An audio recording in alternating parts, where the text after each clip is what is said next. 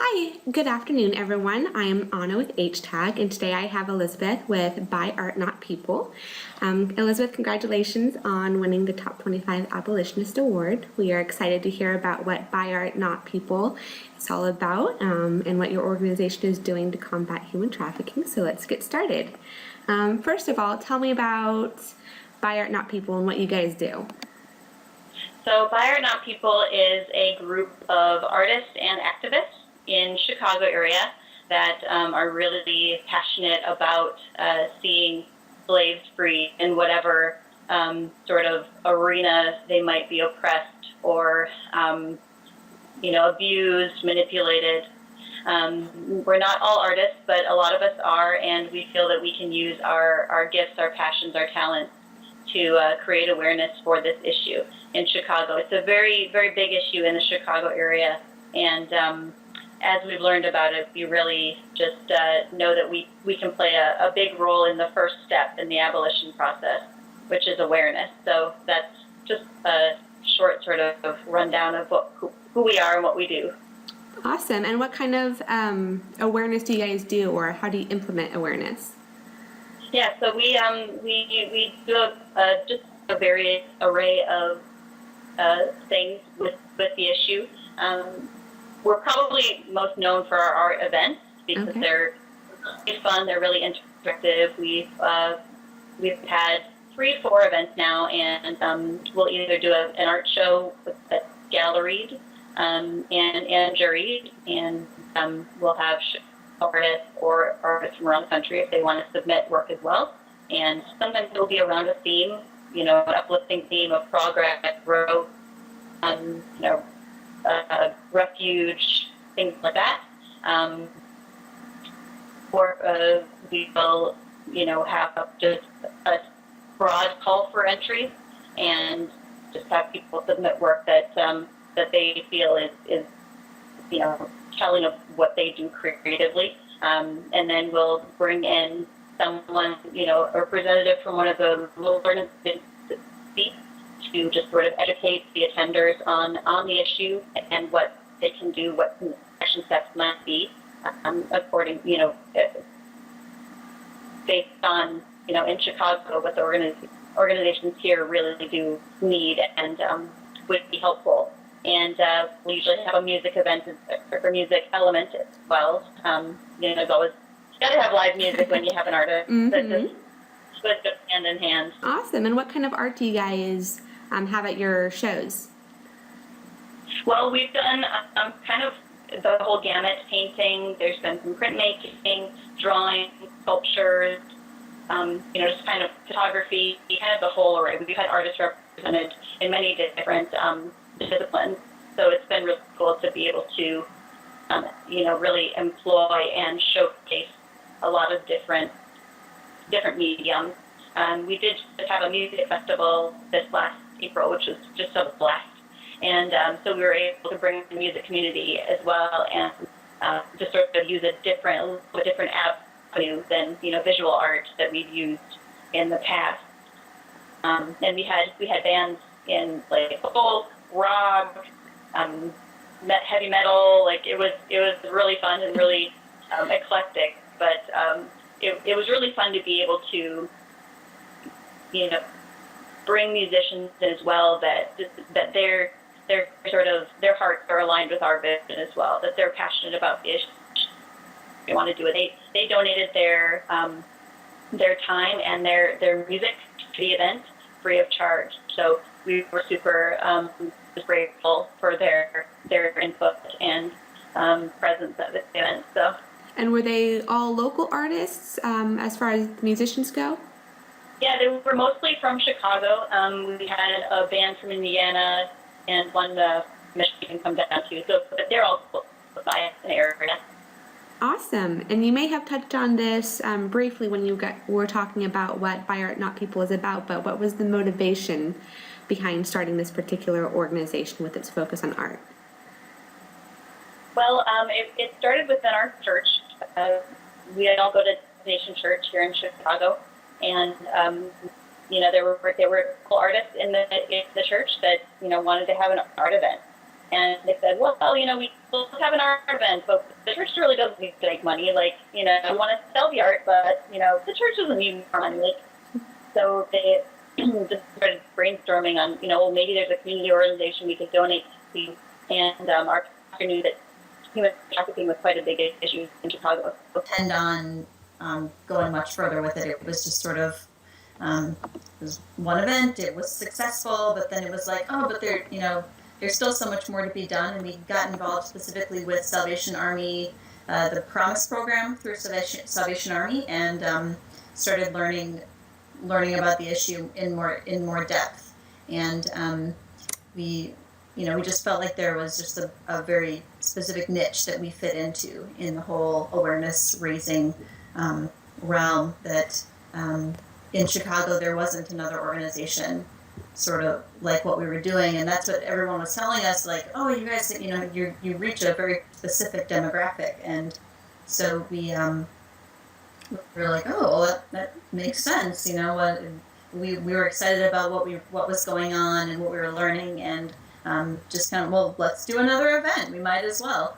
And as we started planning the second event, that's really when the organization started to take shape, that we felt like we could actually have an infrastructure and begin to form, like our team, our core team, and be able to, do art classes with some of the girls at Anne's House, which is the home for survivors of human trafficking that are getting long-term trauma-based care. And Promise actually started that home, and it's been going for a little over 3 years now, and it's very successful. And so we've been able to go and do art classes with those girls, which has been amazing. They're incredibly talented and just creative and excited about trying new things, and just really filled with life. And that's been super fun, and just being able to just do even small coffee shop events, or support other art events that are going on.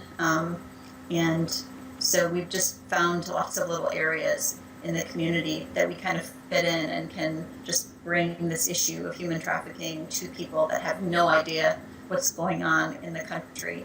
And are like, what, that happens here? It's amazing to still meet people that there's still such a need for awareness, even after these couple of years of us doing little bits here and there in the art world. There's still such a huge need. So it's fun to sort of see where we fit in. Awesome. And I'm curious as to how you personally got involved in human trafficking, and how you found out about the issue, and what sort of spurred you on to wanting to join the movement. Yeah, well, I'm from South Dakota originally, and just the words human trafficking, sexual exploitation, that's just like, what is that? South Dakota is pretty small, so when I moved to Chicago, I really had no idea what human trafficking was. I had no idea that it happened here, or happened in the States even. And so when I first got involved, I was an artist in the first By Art Not People event, and I was invited, since I go to Destination Church, I was invited to the planning of the second event. And so then I started going on some of the meetings with our partner organizations, like Promise, like Salvation Army Stop It program, also meeting like some of the women that work at the state's attorney's office, and learning about, sort of legislation side of things and prosecution and all of that. And I was like, I couldn't not pour everything that I had into it. I just started learning about it, and my heart just grew and grew and grew for the issue. And that was kind of made history, and I shortly then after became the director. So awesome. What would you say are the short-term as well as long-term goals of By Art Not People? Well, short-term definitely just to continue building off of sort of the community that we've already formed, and just keep doing what we doing small events here and there in this city that make a big difference, that people can just come and learn. I think we don't claim to be experts. We're just artists and people in the community that care and want to help and want to do what they can to shed light in a dark place. So we'll definitely just continue to have these art events, because we know that as little as they may seem, like it's it's a big thing that we can be doing to just help people understand what's happening and see and let them know how they can get involved. And long term, who knows? We're sort of, toying with, sort of growing as an organization as well, and looking to apply for grants at some point in the future, and have some funding to be able to do something a little bit more substantial. But at this point, we're glad to just volunteer and do what we can with the time that we have. So it's exciting to we're open to whatever might happen, Definitely. And how does Buy Art Not People impact the lives of victims of human trafficking as well as the lives of American citizens? Yeah, well, we've taken just whatever opportunities we can to help the organizations that are in place as service providers, the ones that are working directly with the victims / survivors, and just do what we can to support the organization itself through helping them with graphic design types of things, whatever we can to help them do what they're doing better, but as well as just working directly, getting to know the young girls that are living at Anne's house, and just giving them the opportunity to create. We as artists, we really believe that just creating is so life-giving and health-giving that when you put anybody who's anybody, we really believe that anybody who's anybody, if they put their hand to a piece of paper or put a paintbrush in their hand and start to apply color or whatever to a surface, like just that process just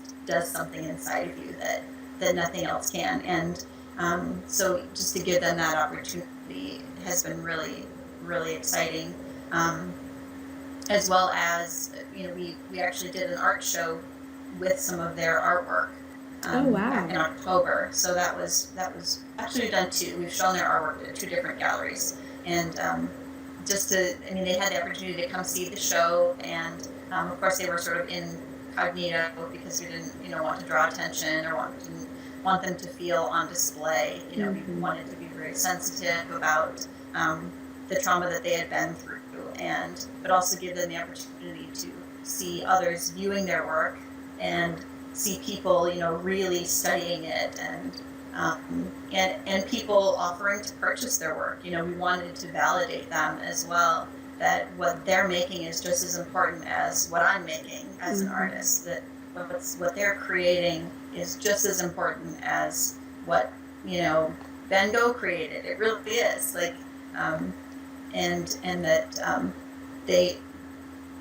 and that their creative process and what they've poured theirself into is valuable, and to add that positive swing to to selling something that they've put themselves into. We wanted to be really sensitive of that because they've sold their bodies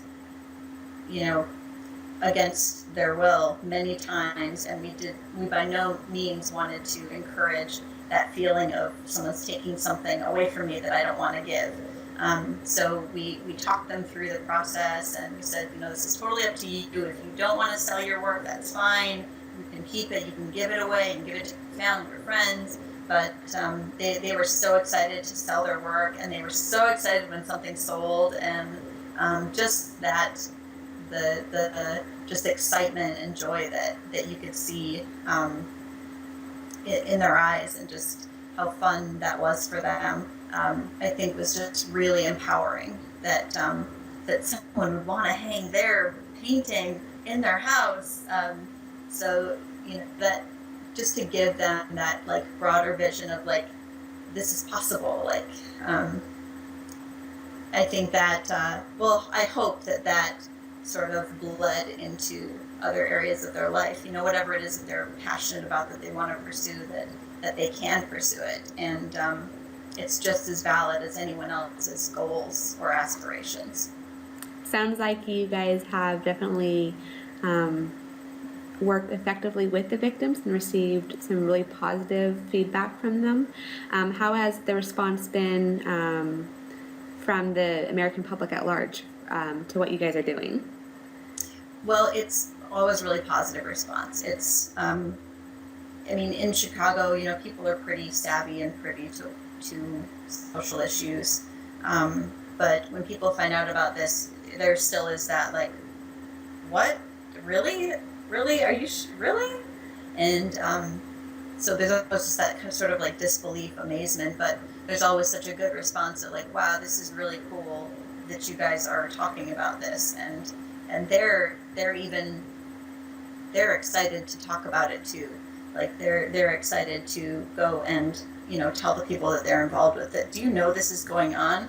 And you know, it's always really exciting to me when I see that response in someone, when I see that someone is really disgusted, you know, by this like injustice that's happening, and that it's usually a righteous anger that builds up inside someone. And you know, you don't really have to tell them much about the issue, you know, when they find out that it's mostly young people, it's mostly minors and young girls and young boys that this is happening to in the States. Like they're just absolutely amazed, and they want to fight for it. You know, and that's, you know, there isn't much else that we need to do except, you know, connect them with a real story, and when it becomes real, you can't avoid it. So it's really cool to see some of those people that we've gotten to know and talked with, or that came to our events, just see how they're getting involved on their own in the issue as well, and having events of their own, or doing whatever it is. Hey, I want to have a fundraiser at my job, or, you know, this and that, and just this kind of buzz that's created. I mean, I think that's all like really positive stuff. And you know, I don't know if I've had a bad conversation with someone about it that didn't quite receive it, or wasn't trying to understand it. You know, most people are very receptive and very excited about learning about it and doing what they can to help. So it's very encouraging. That's amazing. That's encouraging to hear for us as well, just to hear how receptive everyone is when By Art Not People educates them about the issue. Your organization has had a lot of successes so far, especially from the conversation that we've had. What would you say is your single most successful moment as an organization, or what is the achievement that you guys are most proud of? Oh, wow. I think really it's just been probably, it's pretty general, but I personally would say that it's just been the partnerships that we've been able to form, and how the anti-trafficking organizations in Chicago have really just scooped us up and taken us alongside them. That has really just been a huge honor, that we've been able to, you know, like they're doing such amazing work. They're doing like the real stuff, you know, like they're on ground level, and they're working with the victims, and they're fighting for legislation, and, you know, they're working on developing more housing, and they're doing like the really hard job, you know. And so I think for us, well, for me personally, it's been amazing to look to a lot of them, even as friends and mentors, just being so patient with us in learning about the issue, and taking us alongside and saying, well, here's really, you know, you guys could really help out in this area. And you know, they didn't have to give us the time of day. You know, they didn't have to say, you know, they could have just brushed us off and said, you know, we're busy here. You know, we've got a lot that we're working on. But that's the exact opposite of what they've all done. They've really taken us alongside them, and let us help out in whichever ways we can. So really, that's the thing that I'm constantly amazed by, that they've really just let us fit into this infrastructure and do what we can. It's really, you know, it's a really huge honor. What would you attribute this success to?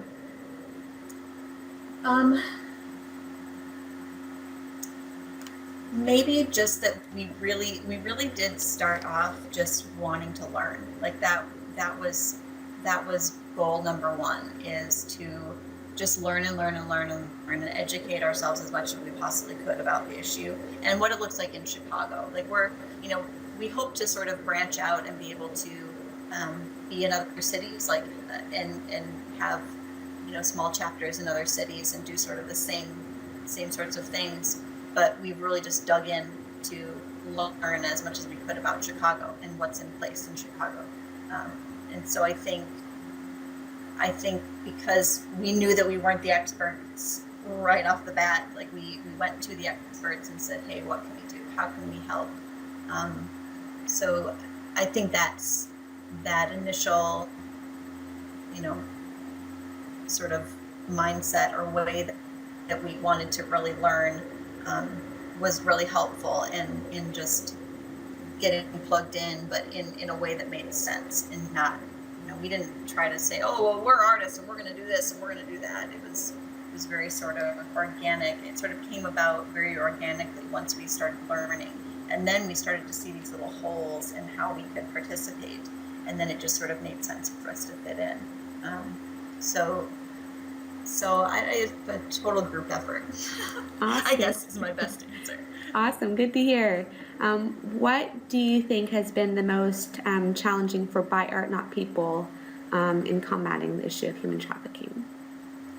Oh, time, 100%. It's always a struggle with.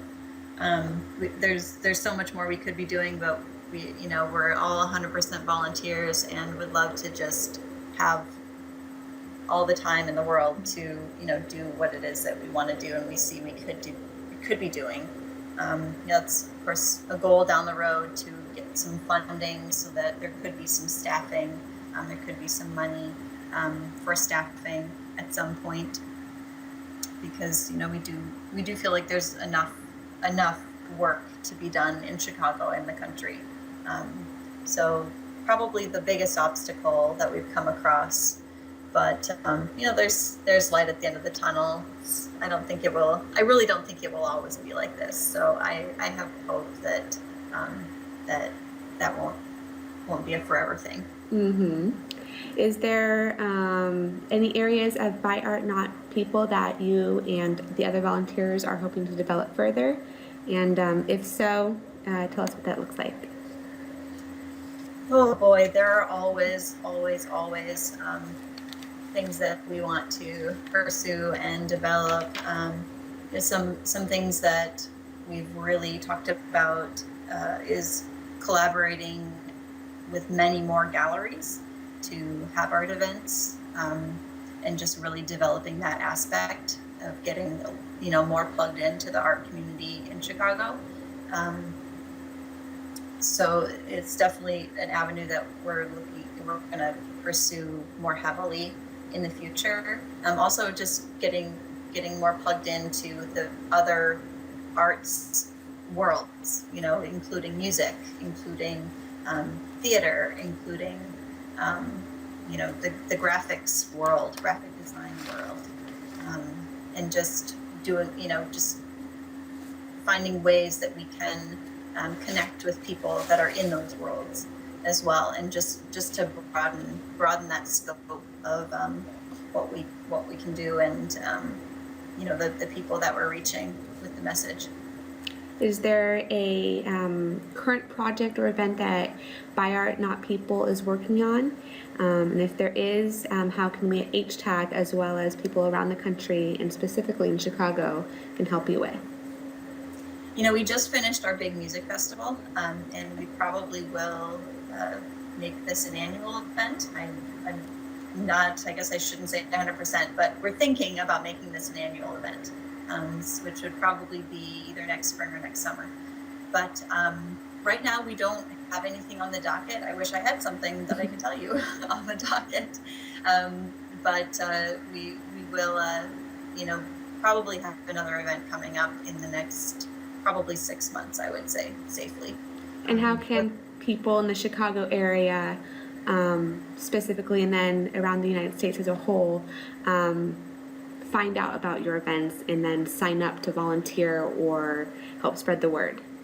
Yeah, absolutely. Well, you can definitely go to our website at byartnotpeople.org.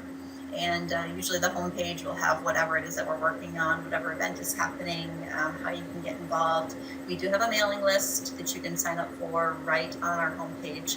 There's a little box. You just plug in your email address, click submit, and you're there. We send out regular, maybe once a month, so it's not you don't get any like massive amounts of emails. So go ahead and sign up and just get our emails that will let you know of events coming up, of our partner event organizations, or our partner organizations events that are also coming as well. We always like to do what we can to help promote those events as well. And there's always volunteer opportunities. There's always ways that you can get involved if you've got some free time, which it's hard to come by these days, but it's good to sort of chisel out a couple hours to put towards something that's really for a good purpose. Awesome. And then last question to wrap up our session before we end. What are some ways that viewers can help raise awareness about human trafficking? Well, I mean, the biggest one is definitely just in your relationships, in your conversation, just to not be okay when someone is, degrading someone, when someone's talking down to women or men for that matter, when someone is, saying something, even joking about a pimp or a hoe, that whole language is just so against the vision of anti-trafficking, the anti-trafficking movement. Those behaviors will just continue to keep this problem in existence. I think people, if you have young women in your life, you need to tell them how much they're valued, how much they have to give, and that they shouldn't let anyone ever take advantage of them or, force them to do something they don't want to do.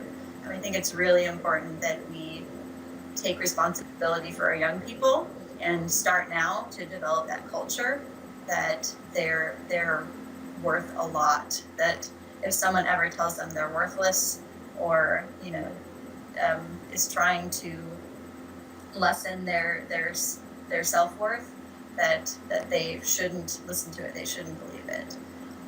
If we really value and foster our young people, I think that is going to just start to change the culture that we're involved in, and just to respect people. I think even just in our language around the water cooler or wherever it is, I think just to have the speech of respect present, I think is something that everybody can do. And especially in the media, watch the products you're buying and how they advertise. I think that's really big, that we can be educated consumers and watch the advertising, and don't support companies that advertise with sex. Don't do it.